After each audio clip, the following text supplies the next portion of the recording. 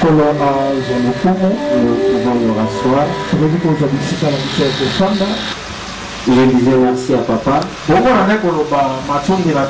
pour la marque d'amour et de considération qu'il continue à nous faire montre. Et nous avoir permis de se tenir devant les hommes de Dieu, les enfants de Dieu cet après-midi.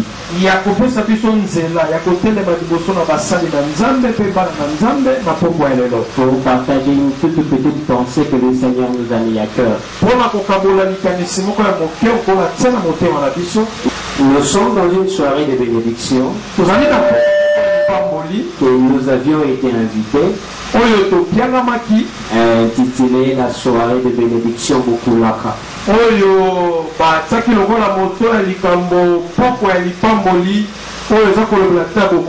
Mais il est important que nous puissions savoir que la bénédiction est un élément que nous ne pouvons pas louper dans les parcours de nos vies.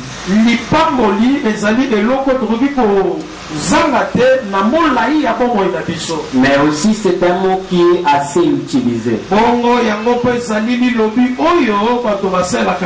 Mais souvent les paroles, les expressions que les hommes utilisent assez souvent, des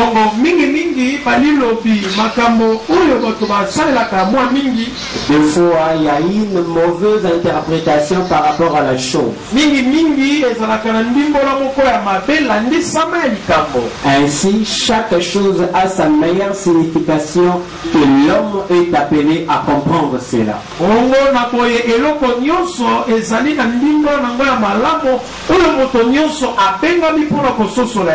Tout ce que l'homme n'a pas bien compris, cela ne peut pas être utile et profitable à cet homme-là. C'est quoi au fait la bénédiction? Que nous sommes aspirés à vouloir cela.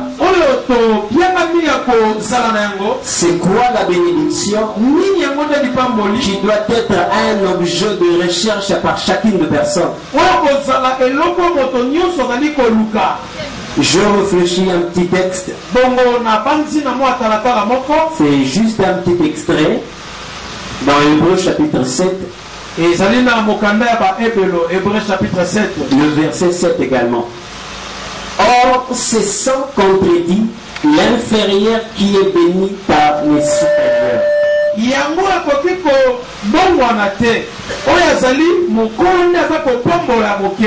C'est le mot bénédiction qui est le socle de cette phrase.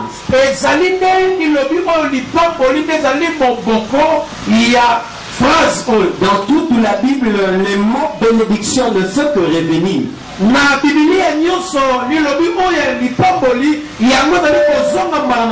Mais souvent nous ne la vivons pas parce que nous comprenons mal la bénédiction. L'auteur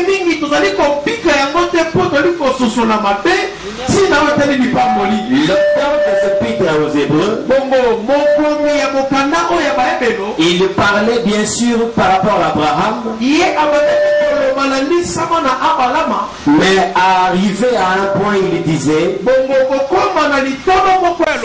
c'est l'inférieur qui est béni par les supérieurs. C'est que c'est comme ça, on ne peut pas changer cela ni modifier cela. La bénédiction c'est quoi? Souvent l'homme comprend ceci. L'homme comprend ceci. Quand nous avons beaucoup de moyens, nous avons des enfants, l'homme dit souvent oui c'est la bénédiction. Ce n'est pas la bénédiction parce que je vis un homme avec 12 fils. plus une 13e fille, rencontrer l'ange et demander à l'ange bénis-moi. C'est que les enfants n'est pas réellement le symbole de la bénédiction. Quand je regarde dans la Bible, je vis un homme, il avait aussi les promesses. Nous pouvons croire que comme s'il était béni. Mais la Bible dit, cet homme-là qui avait les promesses a été encore béni. C'est que les promesses n'est pas une bénédiction. Même quand tu es marié, le mariage n'est pas une bénédiction. La bénédiction, elle est autre chose. La bénédiction ne peut pas être contractée chez une personne ordinaire.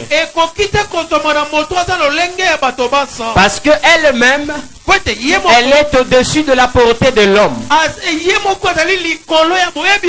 Alors c'est quoi la bénédiction? C'est que moi je comprends. La bénédiction, elle est d'abord une force spirituelle capable d'attirer seulement les bonnes choses dans la vie d'une personne. C'est lui qui est béni. Il n'a pas besoin d'abord de voir les voitures, mais il doit savoir lire des opportunités qui s'approchent de lui afin de savoir s'il est béni ou non.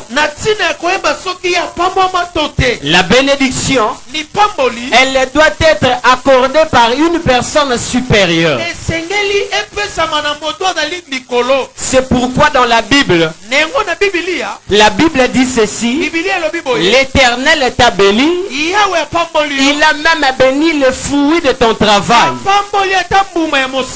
C'est que le travail n'est pas la bénédiction, mais la bénédiction peut influencer ton travail. Chacune des personnes dans sa vie doit aimer et rechercher la bénédiction. Mais cette bénédiction-là ne provient pas à un homme, mais elle doit provenir à celui qui est supérieur. C'est pourquoi je suis en train de peser mes mots en disant que la bénédiction, c'est d'abord une force spirituelle. Quand elle vient dans la vie d'une personne, elle n'attire seulement que de bonnes choses. Or, les bonnes choses, quand l'homme regarde par l'œil humain, il peut voir comme s'il était maudit. Mais la bénédiction, elle prend toutes les formes qu'elle veut dans la vie d'une personne. C'est pourquoi quand vous voyez Joseph en train d'être rejeté par ses frères, en train d'être trahi par ses frères, vendu même par ses frères, les hommes sont en train de pleurer en disant mawa pour Joseph. Mais quand moi je regarde Joseph, j'ai dit réellement Joseph est béni. Tout ce qu'il est en train de vivre, c'est le parcours de la bénédiction dans sa vie. La bénédiction peut te prendre et t'amener dans une citerne. Mais rassure-toi que la citerne n'aura pas d'eau à l'intérieur. Parce que c'est lui qui est béni, l'homme ne peut pas mettre terme à sa vie.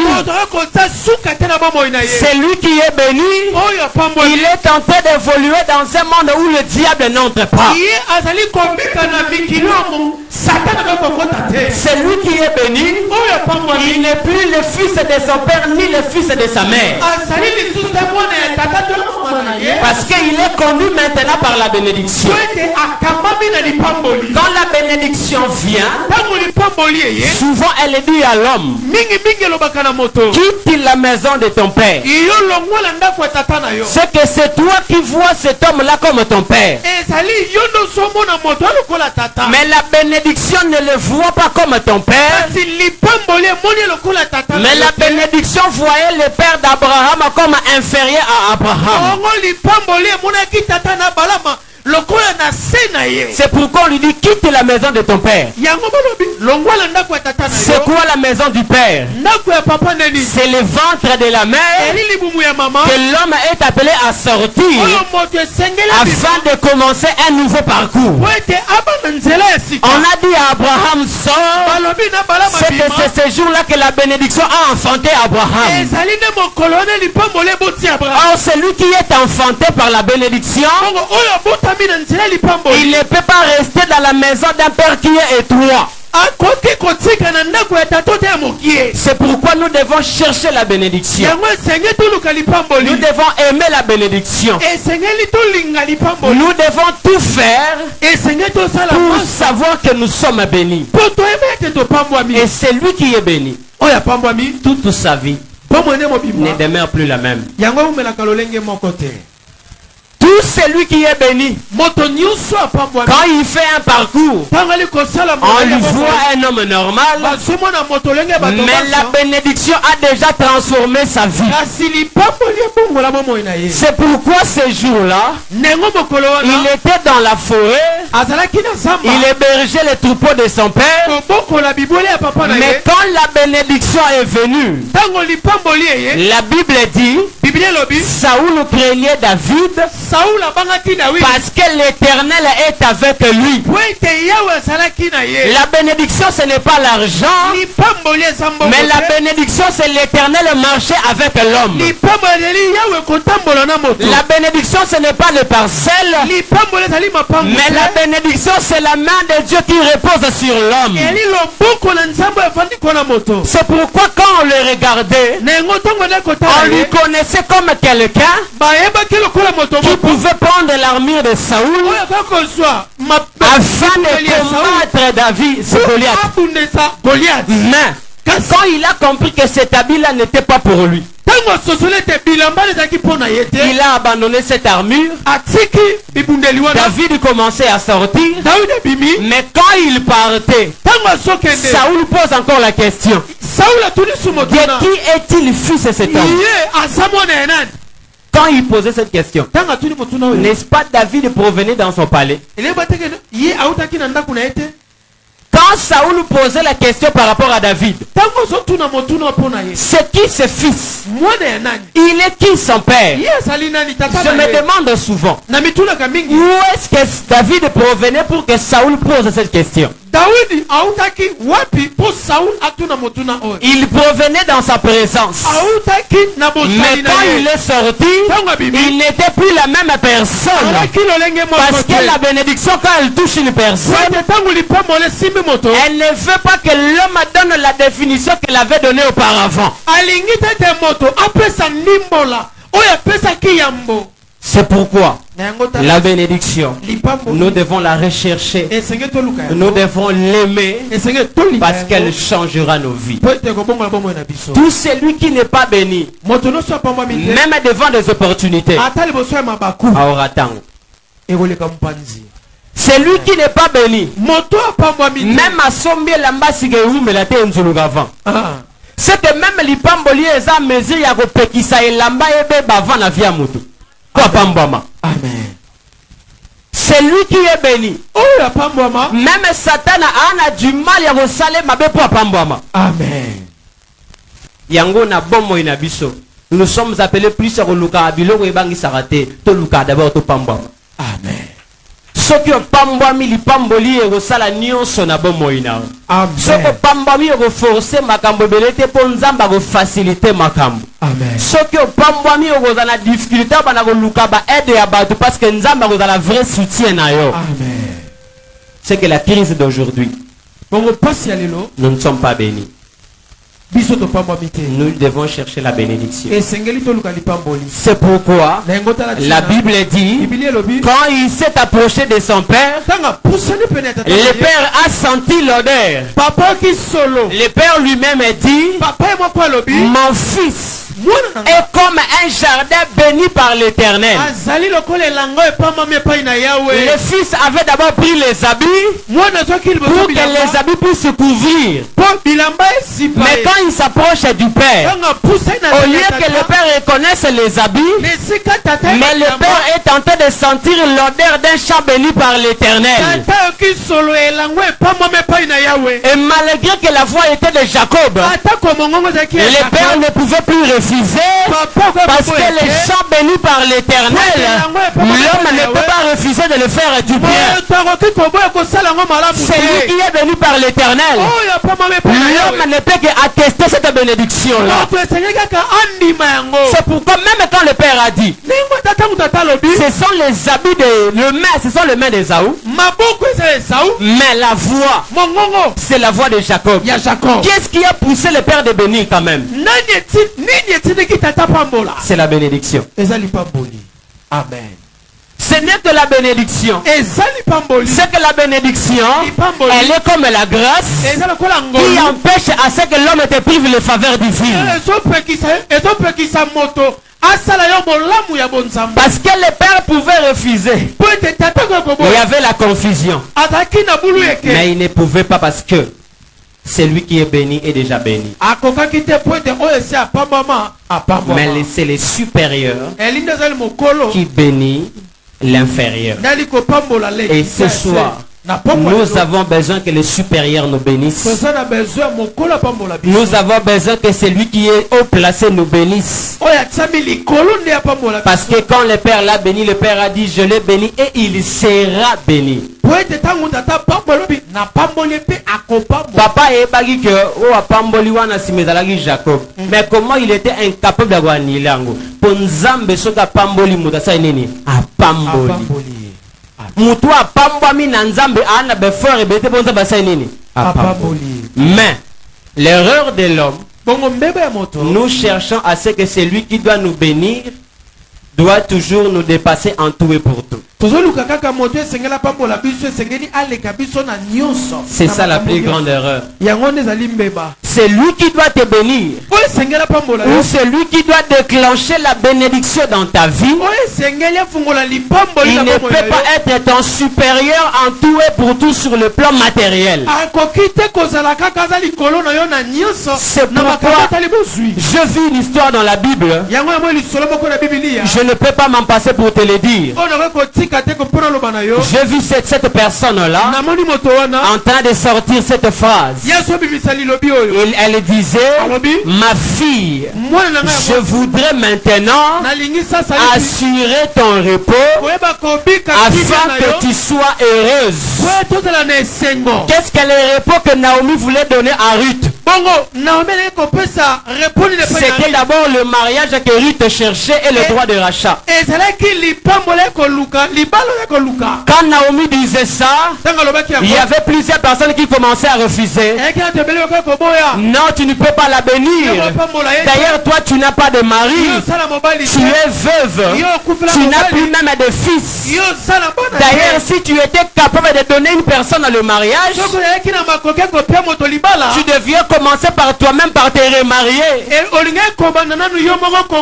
C'est ça l'erreur du monde. Le monde croit pour que je te bénisse, je dois seulement avoir des voitures. Je dois seulement être reconnu par tout le monde. Je me demande, ces jours-là, quand Naomi disait ça, elle n'avait plus de mari. Mais elle a dit quand même à Ruth, je voudrais assurer ton repos. C'est que celui qui est béni, il peut aussi bénir l'autre. Peu importe s'il n'a pas l'argent, mais il est capable de bénir une personne qui n'a pas d'argent? Celui qui n'a pas, qui ne s'est pas marié, il peut bénir quelqu'un et l'accorder le mariage. Parce que Paul est en train de dire, on nous regarde comme n'ayant rien, alors que nous possédons toutes choses. On nous regarde comme des pauvres, alors que nous enrichissons plusieurs. Celui qui est béni, il a la force spirituelle en lui. Et cette force-là peut te bénir. Ne regarde pas son ventre. Ne regarde pas ses barbes. Ne regarde pas son français. Mais cherche à comprendre qu'est-ce qu'il a avant de me bénir.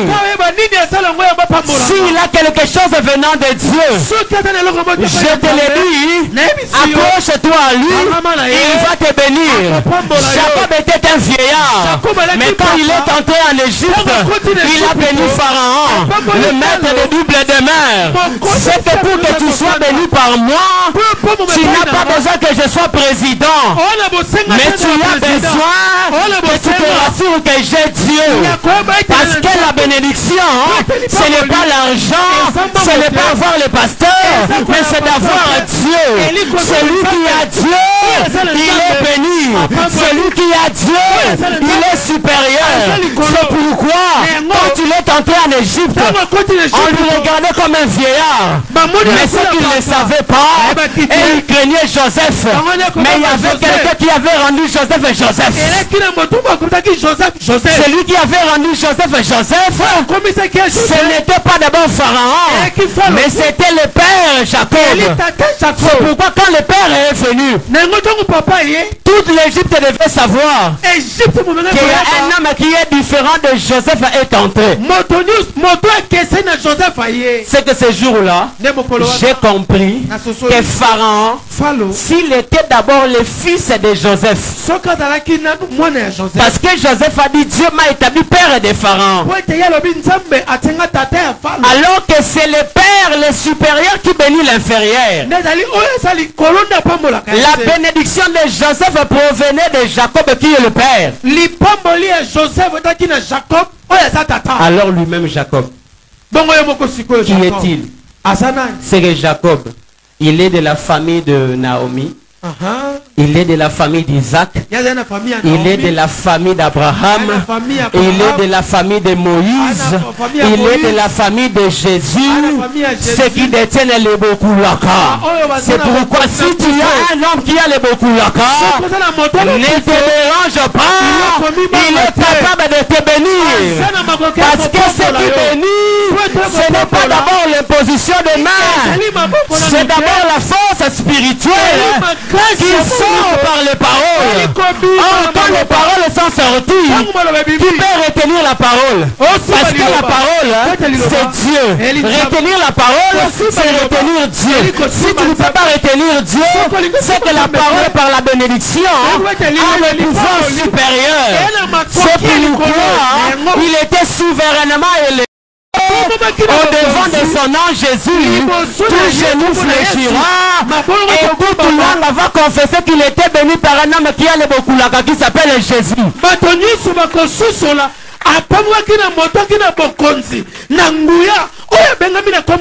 C'est d'être béni. C'est recevoir de celui qui a le Bokulaka les paroles surnaturelles.